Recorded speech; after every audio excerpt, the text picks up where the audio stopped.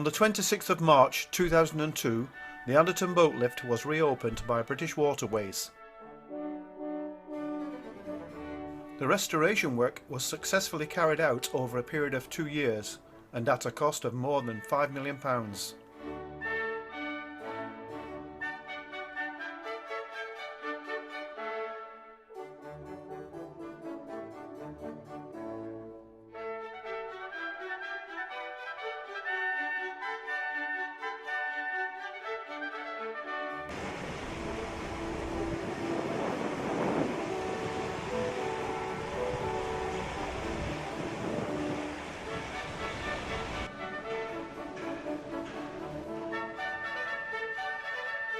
The lift had not been operational since 1983, having been closed for safety reasons, as well as a lack of commercial interest. It was first opened on the 26th of July 1875 as a commercial response to the costly transshipment of goods between the River Weaver navigation and the Trent and Mersey Canal. Looking back, we find that salt mining and pottery making were two industries in the northwest of England that had a major impact on the rapid industrialisation of the region.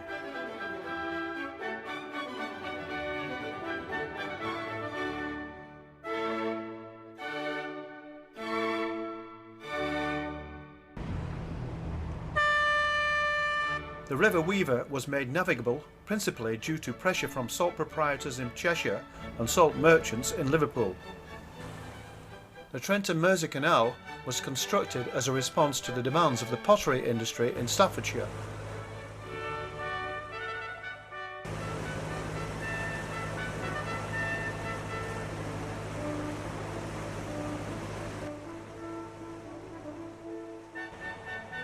It was Edward Leader Williams, engineer to the Weaver navigation, that conceived the idea of a vertical boat lift operated by hydraulic rams. After consultation with Edward Clark, an eminent civil engineer, the decision was taken that the vessels should be lifted while floating in a tank of water. It was then decided to include two equally sized tanks in counterbalance, a very elegant approach in terms of mechanical efficiency.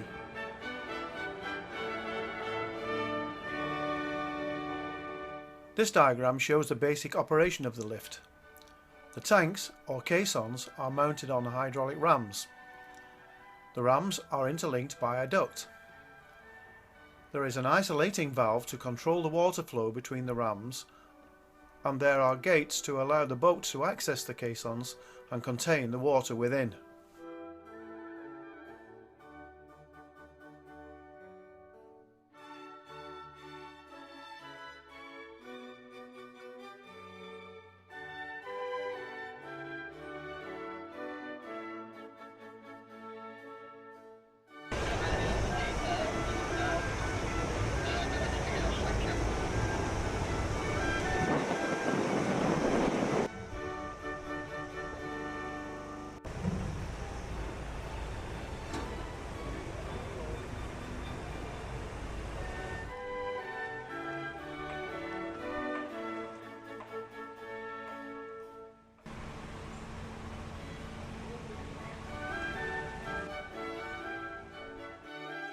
The simplicity of the original lift was lost in 1908, when following several mechanical problems, it was converted to electrical operation.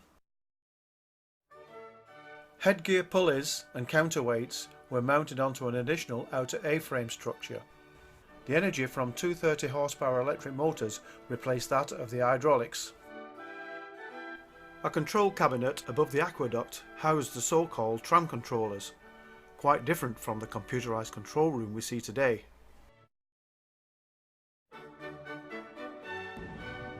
The restored lift has reintroduced the hydraulic rams of the 1875 lift, while retaining the superstructure and headgear of the 1908 electrification as an historic reference. Many redundant parts from the lift are on display, and this maze is created from counterweights no longer required.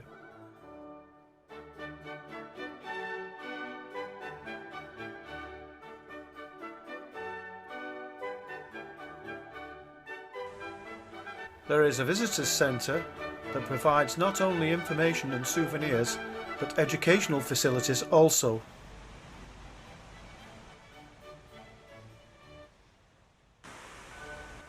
Let's pause for a while and witness with other spectators the joys of navigating this region of our inland waterways.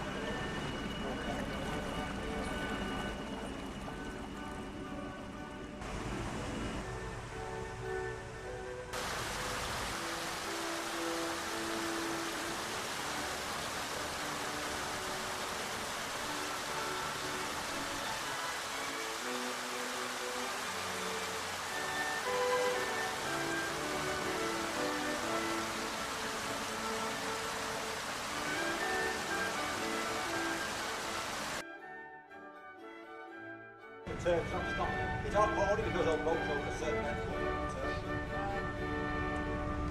Could have gone left, see, you could do it.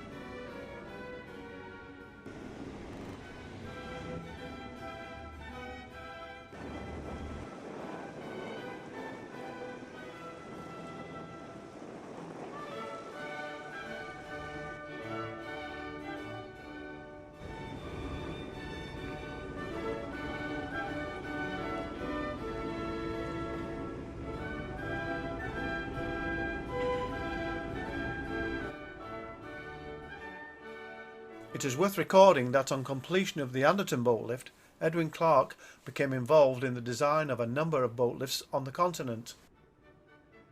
Les Fontanettes on the New Fosse Canal in northern France opened 1888. La Louvière near Brussels in Belgium also opened in 1888.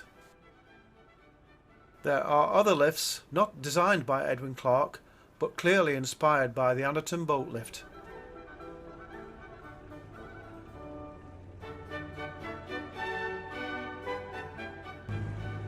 Surely this, and it being scheduled by English Heritage as a national monument, justifies the Anderton boat lift being titled Cathedral of the Canals.